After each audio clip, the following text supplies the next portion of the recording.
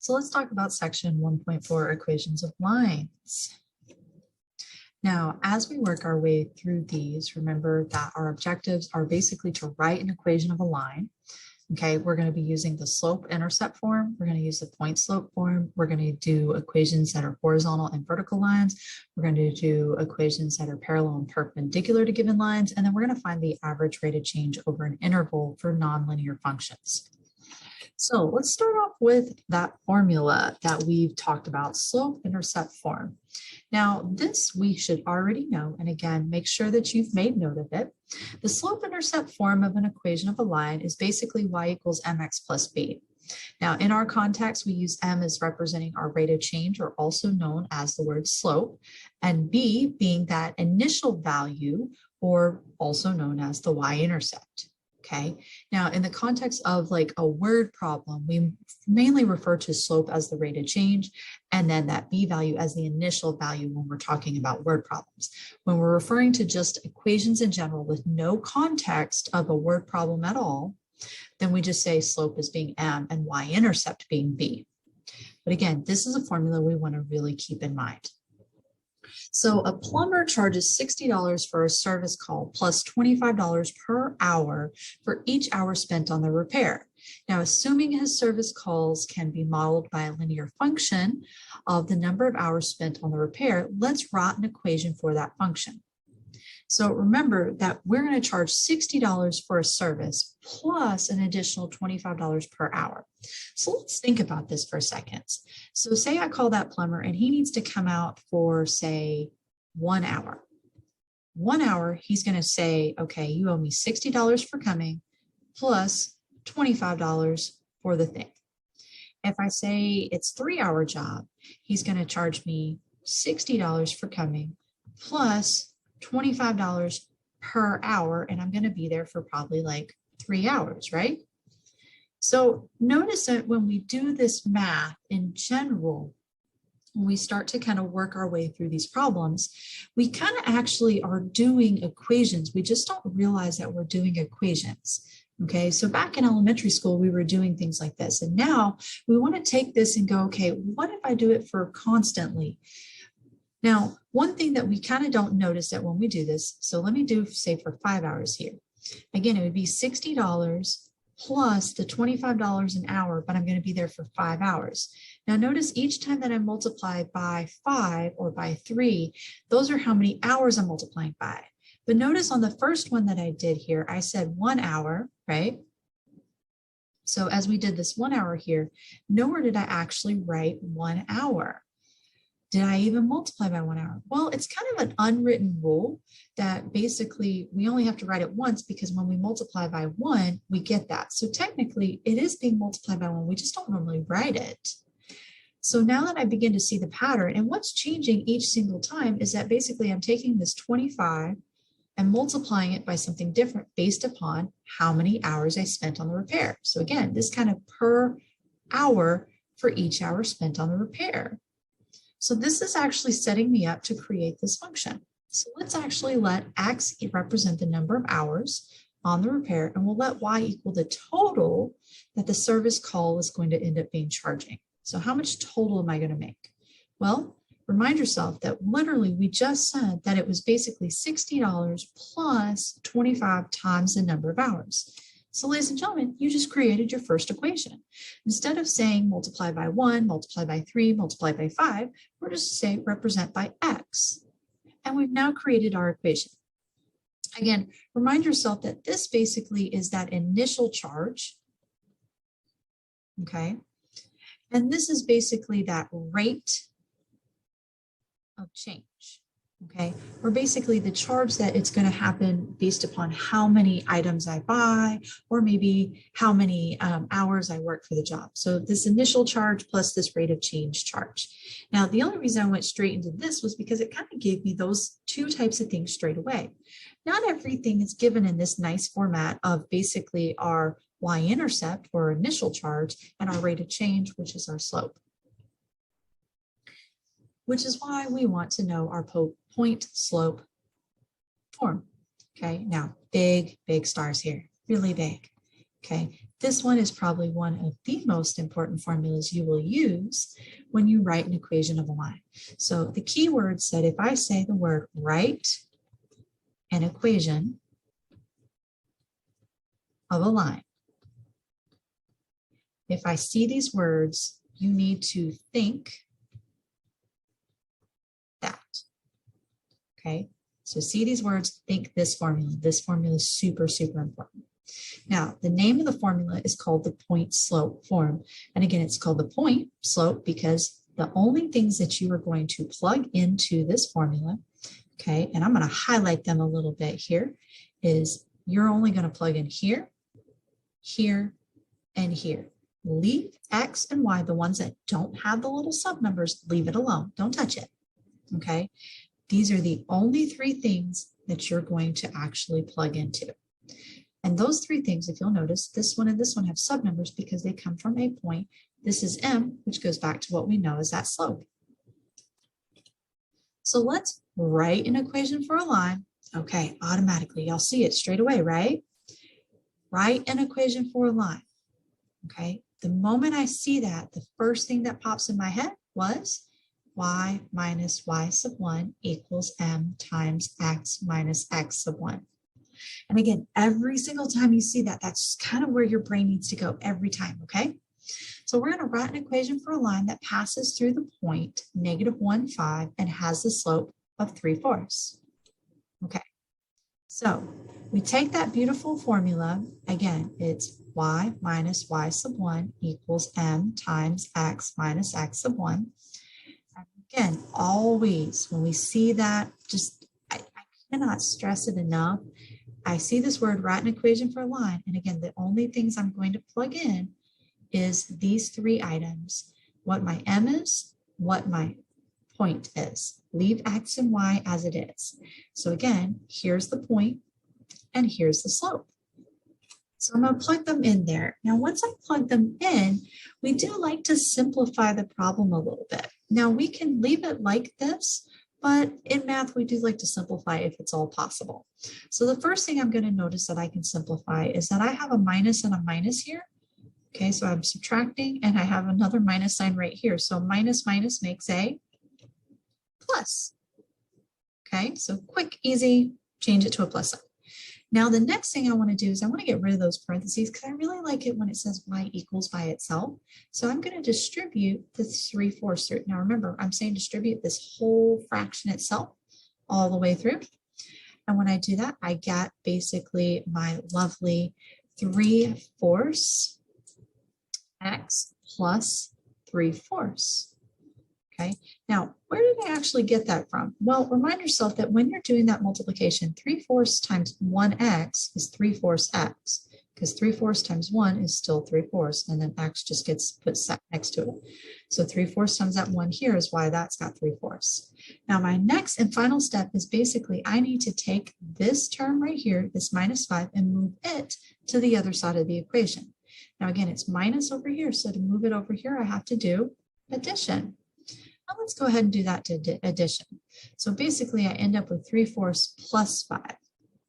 Now, if you're struggling a little bit here, which some students do, remind yourself that you have this calculator. Now, let me do a couple of things in the calculator. The first thing that you want to do in the calculator is remind yourself that you are not allowed to type in X into the home screen. If you type in X into the home screen, as you can see currently, my X actually represents the number 60. That may not necessarily be the case for everybody. It changes depending on what we do. So we never plug in X into the home screen itself. But what I can do is I can plug in little things. So I can say alpha y equals, and number 1 here. Now this is only if you have a TI-84 and it's fully updated. You'll be able to plug in fractions looking like fractions. Some of the more newer TI-84 pluses, like this one here, I've got it pretty up to date. You'll notice that there's this like lovely green thing here. So if I hit alpha and then the xt theta n button, not everybody has this, so you have to make sure it's fully updated before you can do that. But no matter what, if it's an 84 in general, you should be able to go alpha y equals and number 1. Okay, and then you basically have 3/4 and it's positive, so I don't need to put the plus in front of it. And then we're adding our 5 to it. And we get that beautiful 23/4, which is where that came from. Okay, for those of y'all that have a TI-83, you will not have the option to make it look like a fraction when you type stuff in. So that's the downfall of having a TI-83. However, what you can do is you have this right here, and then if you'll hit Math 1 at the end, so the very last step, you've typed everything in, hit Math 1, it will then put your final answer in a simplified fraction form. Okay, and there we have it. We've now got our lovely equation there, and we've got our equation for a line. And that's it. That's my final answer. There's nothing more to really do other than that. Okay, so keep that in mind that as you guys are looking at it, this is that final answer of write an equation of a line. But remember, the first thing I started with was, even though it said write this beautiful formula straight away, because again, as long as you have a point and a slope, you can write an equation. Let's take this into a little bit different of a word problem style. So let's give our data in terms of a table. So the table gives the number of drinks and the resulting blood alcohol percent for a 180-pound man. One drink is equal to 1.25 ounces of 80 proof liquor and 12 ounces of regular beer, or it could be 5 ounces of table wine. Now, many states actually have a 0.08% as the legal limit for driving under the influence. Is the rate of change of the blood alcohol percent for an 180-pound man constant? And if so, what is it? Okay, once we figure that out, let's determine also to write an equation of a function that models the blood alcohol as a function of the number of drinks. Okay, so we're going to take a look at that first question itself. Okay, so just the blood alcohol percent. Is it constant, and what is it? Well, how do I determine if it's constant? Well, the first thing I'm going to begin to notice is I notice that as I go from here to here, it goes by 1. And then from here to here, it goes by 1. And then from here to here, it goes by 1. So it's literally going up by 1 each time. And then on this side down here, I'm noticing it's going up by 0.02. And again, as I go from here to here, it's 0.02. And let me just double check on all of these. Does it stay as 0.02 the whole way through? And I begin to notice that it does all the way through. So does it make a constant change? Well, it's constant on the bottom and it's constant on the top. It changes at the same rate. So therefore, yes, each additional drink increases that blood alcohol percentage by 0.02. So if I take one drink, my blood alcohol percentage raises it by 0.02. Okay, so we know that we have a constant rate. So now let's write an equation of a function that models it. Now, again, this is where right off the bat, the first word says write an equation of that function. Now we're going to do a linear equation because that's basically what we're focusing on. And so even if I don't say write an equation of a line, if I talk about basically write an equation of a linear function, automatically my brain is going to go to this formula here. Okay, now in order for me to use this formula, what I need is I need my rate of change or my slope. And then I also need a point. Now you can pick any point on here that you want. So I know we just established a moment ago that my rate of change was 0.02 per one drink, right? So divide by 1 makes it still the same. And then I'm going to need a point, any point, pick one. It doesn't matter which one. So for the sake of what I'm going to do is I'm going to use one point and then I'll show you with a different point in just a second. So why don't we use, I don't know, I like the number 10. You like the number 10? Yeah, number 10 sounds good. So let's use 10 and 0.21. So again, this is this point right here that I'm picking. And so I'm going to literally say y minus y sub 1 equals m times x minus x sub 1. Now you'll notice the first thing I did is as I wrote through my problem, did I actually write in what I'm plugging in? No, I left spaces for where I'm plugging in. And I'm going to go back in and plug in those values. So I know the slope goes here because this is m. Oops, that's meant to be a 2, not looking like a 3. Sorry, guys. Okay, and then this is meant to be the x value, which my x value in this case happens to be 10. And then this x value or y value, which is 0.21. Okay, now once you have that in there, we can go ahead and go through and simplify it. And as we begin to simplify it, again, all the math is kind of going to start the same way. So we'll start by distributing this in through. So we have y minus a 0.21 equals 0.02x minus. Now, if you're not sure about this part of the multiplication, so any number times x is just that number times x itself. But here, if you don't know how to do that yourself, remind yourself that you're not putting the whole thing in the calculator, but you're welcome to take the calculator out and do that multiplication. Now remember, that is a minus 10, so go ahead and keep that minus sign with that if you need to, and we should get a negative 0.2. Now that negative here is already written, so negative 0.2, there we go. And then now I need to take this term and I need to move it to the other side. Now again, I'm doing it by addition. So basically I have y equals 0.02x, and then we're adding over this. Now again, if you're not that great with the math side of it, we can use that calculator and take that negative 0.2 and add a 0.21 to that. And everybody should have gotten a positive. So again, I'm going to put a plus 0.01. Okay, so again, we can use that calculator to help us with that if we need to. Now, as you're doing that, it doesn't matter. I chose the 0.10 and 2.1, and I got that lovely answer there. Okay, so it didn't actually matter which one I used. Okay, you could have easily done the same thing with a different point. So originally, when I wrote this, I actually did it with 5 and 0.11.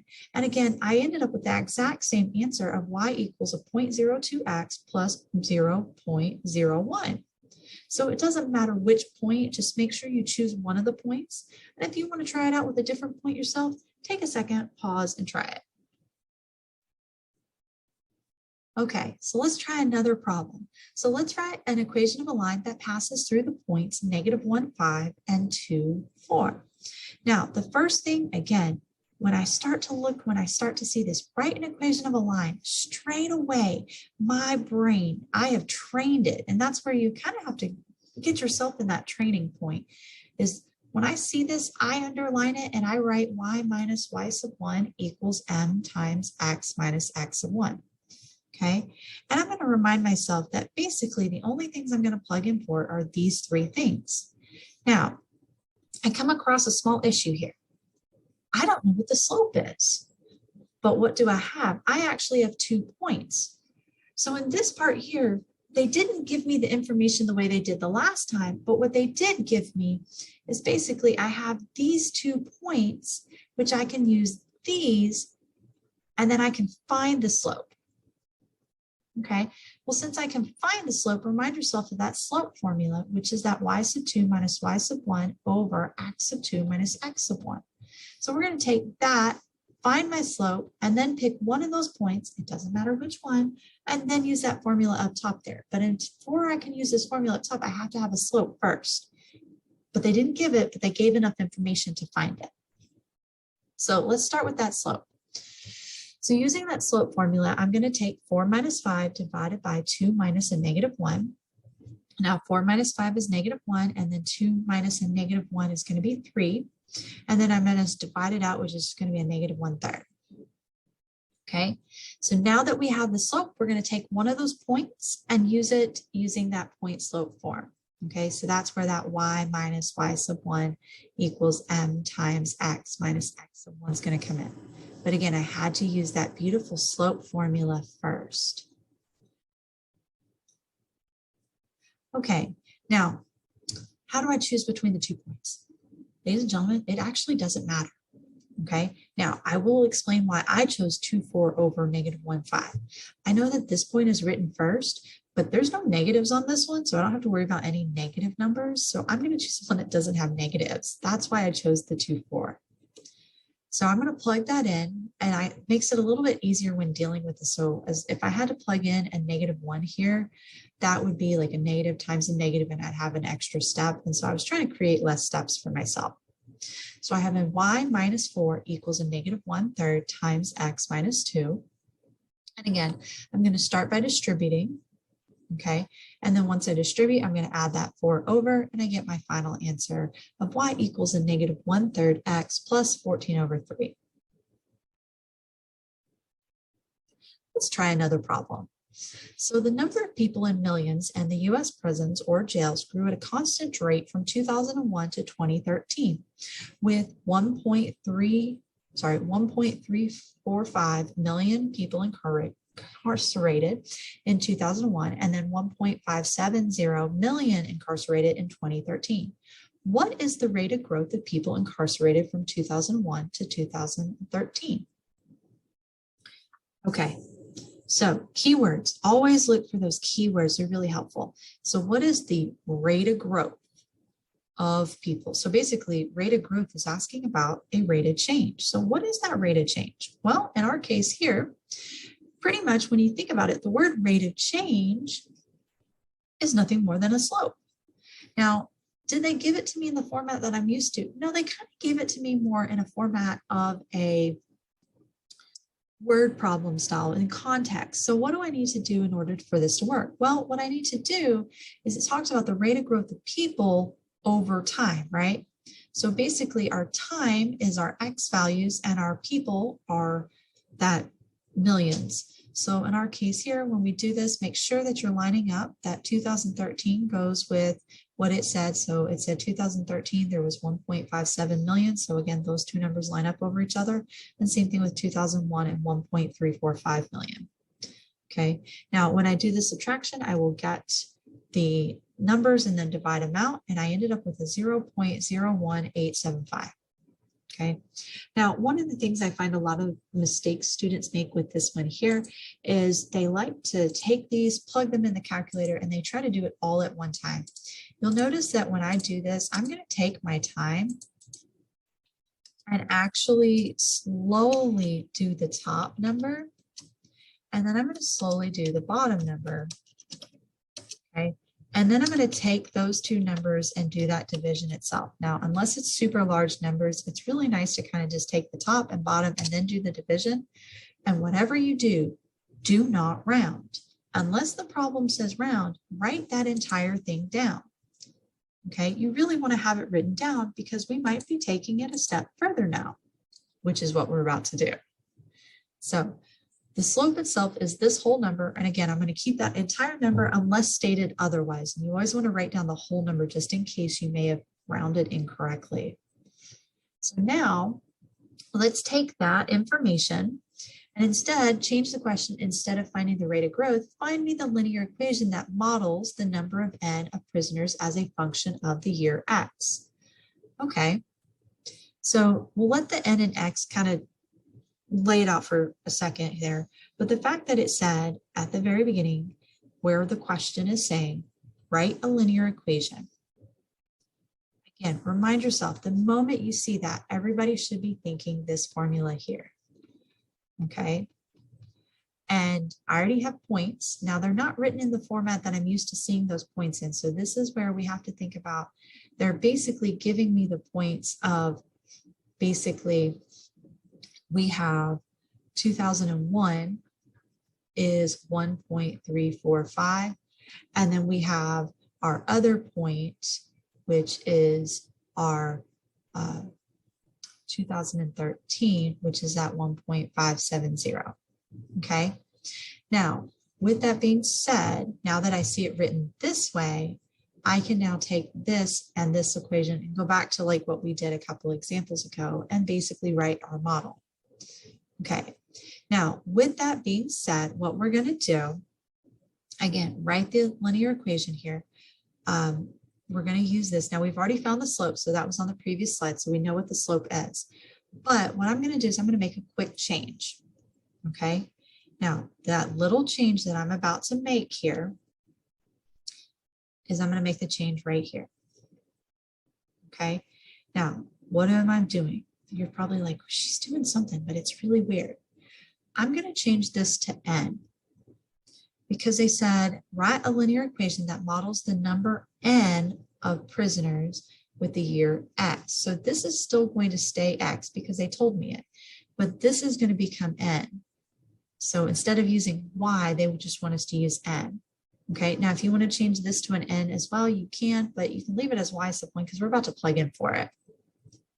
Okay, now once you plug in for it, as you can see down here, what we have, okay, right here, we can see that basically we end up with a very, very nice problem that looks very similar. Now, again, as we do these problems, we do prefer them to say like n equals or y equals, but it's just going to depend on the problem itself, how they want you to work it out.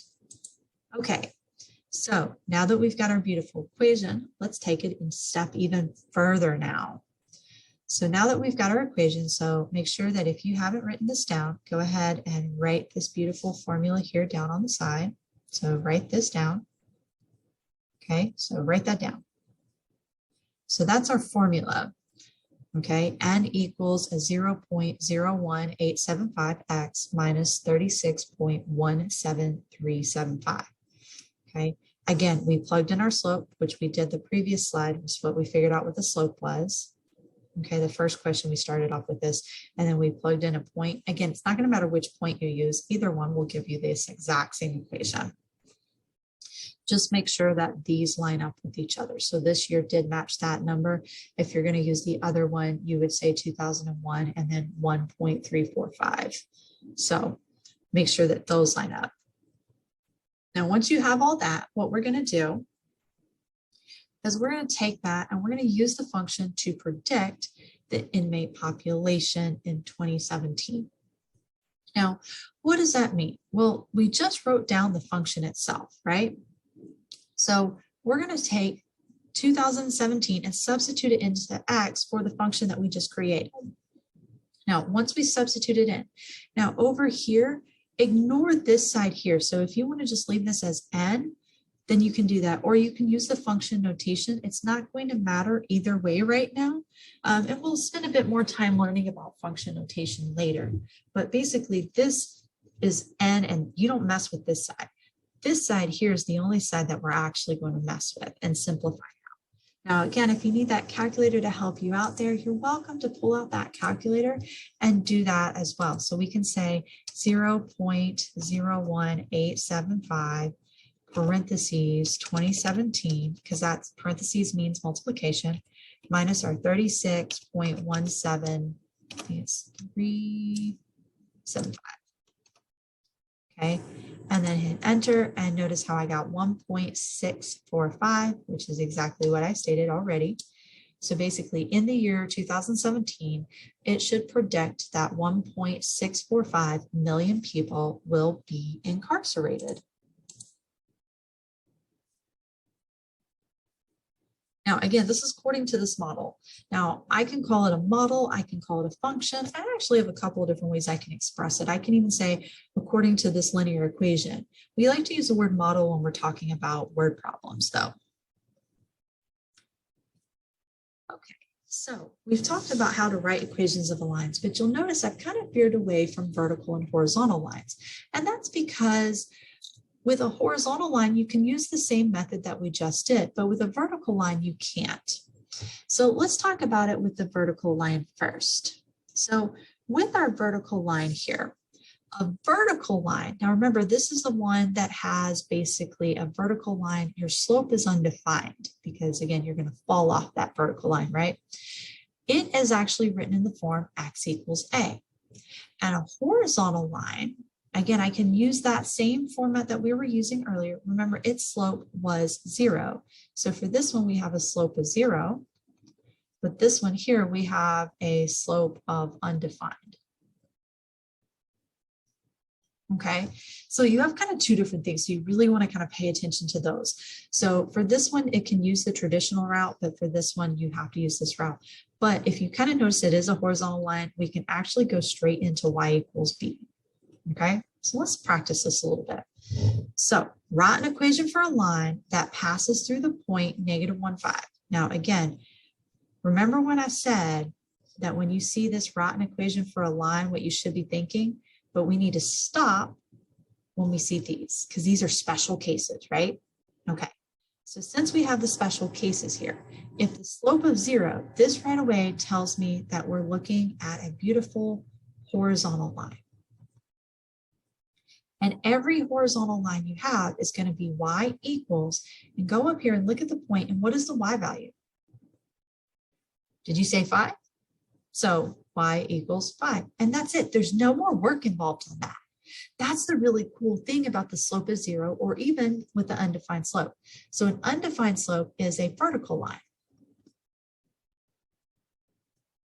Okay, and anything that's a vertical line is always written as x equals, and again, there's no work other than go back up to the point, find that x value. If you said -1, you're right, and then that's it. Okay, now for the slope of 0, you could still use that other format, so I'm going to show the other method just so you can see it there. Okay, let me erase my random stray marks, and I'll change the color just so you can see. This is the only one that you can do this with. It's not always the case with the vertical one.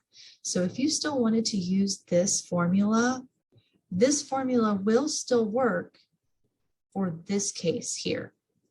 It will not work for the undefined slope because there's no way I can type the word undefined in here. So in our case here, so y minus 5 equals 0 times x minus a -1.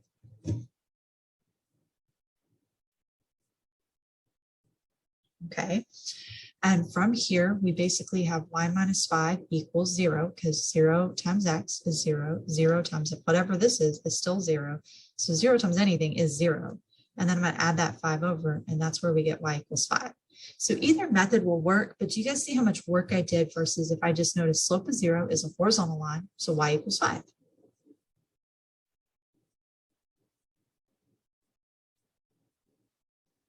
Everyone with me? Okay, so let's keep moving on and let's see if we can get some other. Okay, so let's try parallel and perpendicular lines. Now, these ones are going to involve a little bit different of how we work our way through these problems. So let's, again, remind ourselves of some of those key things. So let's start off with our first part, write an equation of a line. Okay, automatically, straight away, my brain should go. Y minus y sub 1 equals m times x minus x sub 1. I'm going to keep reading through the point. Okay, good. I have a point and is parallel to the line. And there's an equation. Oh, snap. Okay. I have a point, but do I have a slope? No, I don't have a slope. Okay, so what I do have is I have what we call a information. Okay, so our information says it has to be parallel to this line. Okay, so this is where we have to remember a couple of things. Okay, parallel. Let's talk about parallel real quick. Parallel are two lines that basically never ever touch. Well, in order for them to never ever touch, they have the exact same slope. Okay, parallel lines have the exact same slope. Okay, well, if they have the exact same slope, that means I need to figure out what is the slope of this equation, which is where if I need to find the slope of this equation, I want to go with that whole find the slope by using that y equals mx plus b to help me out. Again, we're not plugging into this, we are using it as an identifier. So I'm going to start by solving for y. So again, any term that doesn't have y is going to move to the other side. So in our case here, our 3x, we're going to subtract it over, then divide by 2. Okay, so now I'm going to identify on this, what is my slope?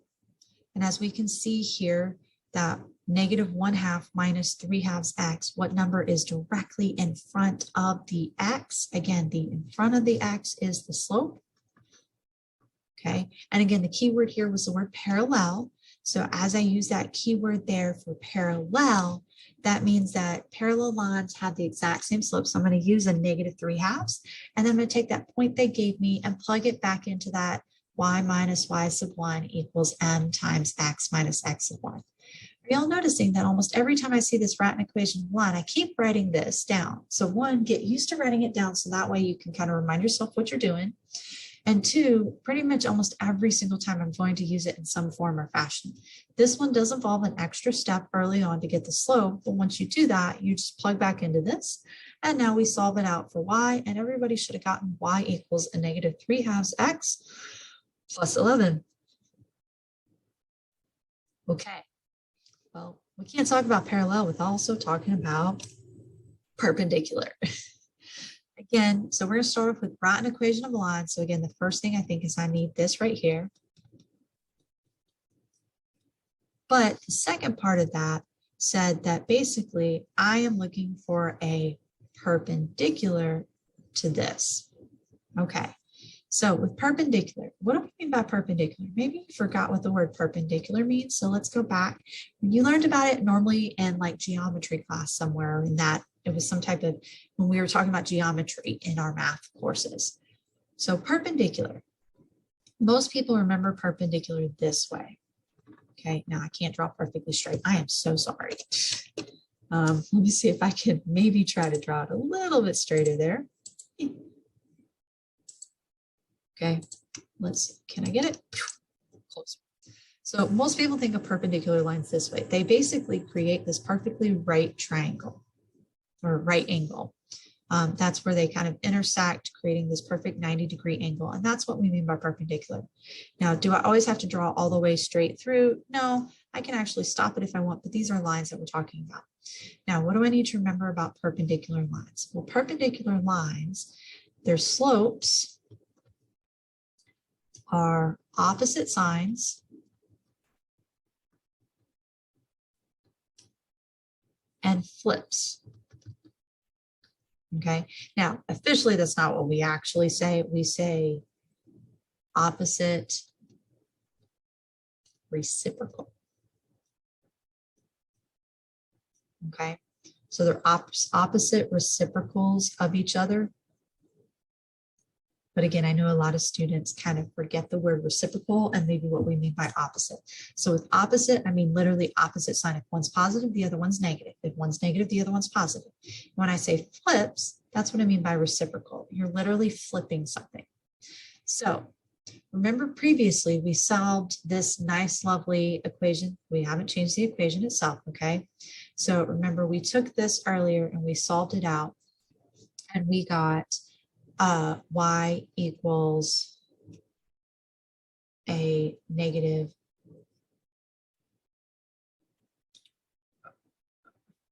1/2 minus 3/2x. And we said the slope itself was a negative 3/2, right?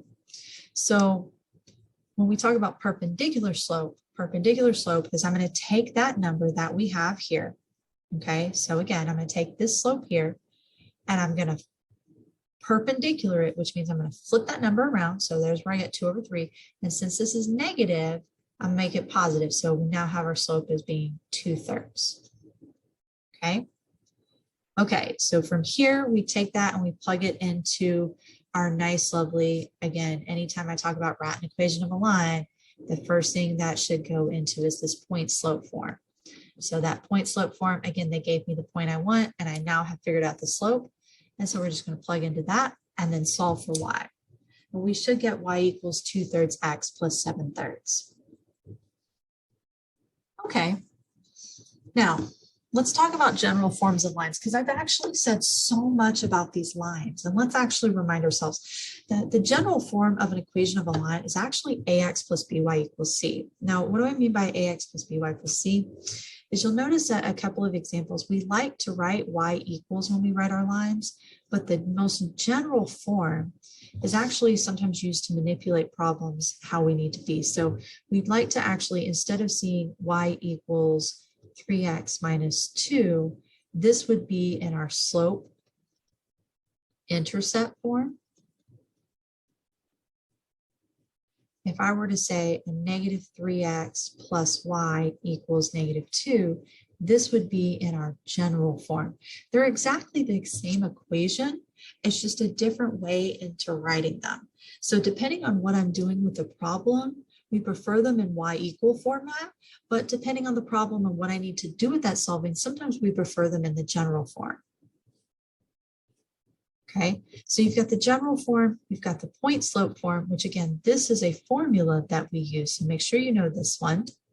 Okay, we also have our slope intercept form, which again is a formula we don't necessarily plug into. We use it to identify things. We have our vertical line, which again, remind yourself that this one is kind of that special case.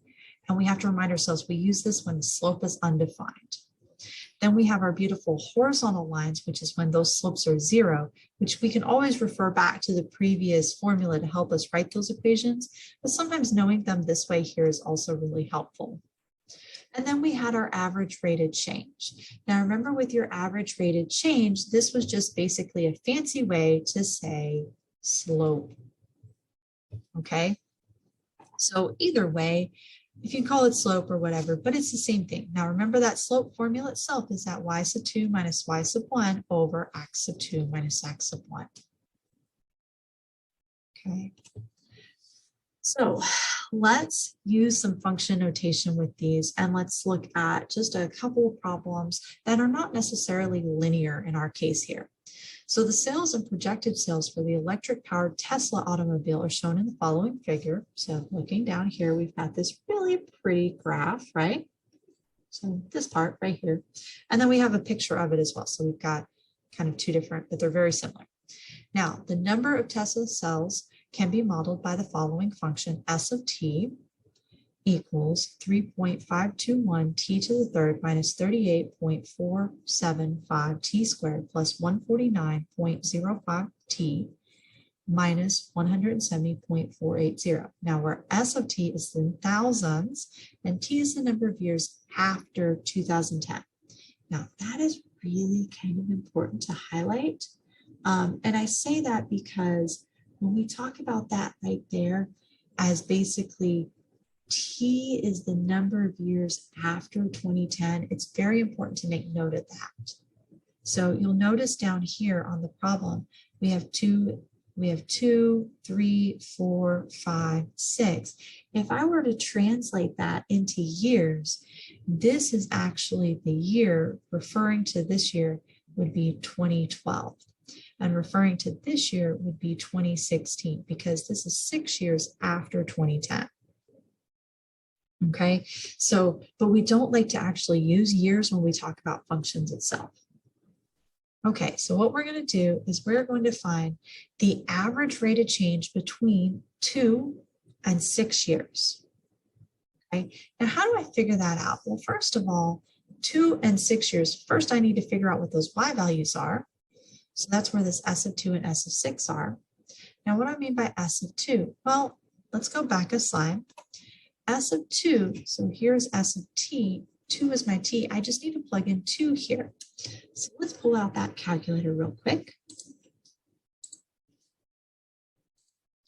We have 3.521, and then I'm going to put parentheses 2, and then I'm going to cube it. Okay. And then I have a minus 475. And then again, I'm going to plug in my 2 here and then square it. And then I'm going to put my 149.054 with my 2 in there. And then don't forget the last little bit, which is 170.480. Okay. That's where I get my S of 2. Now, that was a lot to type. I don't know if you guys thought it, but I thought it was. So I'm going to show you a trick on the calculator. So if you hit second enter, that's going to recall the last thing that you typed in. And remember, we're about to figure this all out with 6 as well. So I'm going to go back in, and everywhere I put 2 in the parentheses, this is also why I put it in parentheses, so it stood out. I can just go back and plug the 6 in. Okay, so I've got my beautiful 6 in there, hit enter, and I get a different answer. Okay, so I now know what S of 2 and S of 6 are, and I can now plug them in using my slope. So now I can take those. Now we can use the calculator still here to do some of this. For those of y'all that have a TI-83, you're not going to be able to do what I'm about to do, but those of y'all that have a TI-84 can do what I'm about to do. So with a TI-84, we have the option to be able to kind of go back up select something, subtract, and then go back up to the next thing that I wanted, that answer, and subtract it. And there we have it. And then we can take that and divide it by 6 minus 2, which in our case is 4, and get that answer. Now you'll notice on that last one, I just said divided by, and then said 4. So dividing by says A and S. A and S stands for the previous answer. And again, it's only the previous one. And we get that answer there. Okay. So we get that beautiful answer as that's what our slope is. Okay, so how do we interpret that slope? Well, let's think about it. So to interpret that slope, one possible way to interpret it is basically remember T was our time. So we have 2 and 6, which is our time. And S is the sales given that time for our Teslas. So one possible interpretation is that on average between the year 2012 and 2016, the sales of the Tesla automobiles increased by 24,646 units per year. Okay. And that kind of makes sense when we say 2012 and 2016. Remember, we said 2 and 6 were those years after 2010. So that's where those came from. And again, the slope itself, the numbers were given in that whole per thousand. So that's where that ended up changing into 24,346 units per year. Okay, ladies and gentlemen, that is our nice, lovely section there. And again, if you have questions, be sure to reach out to your instructor and ask them if you don't understand something.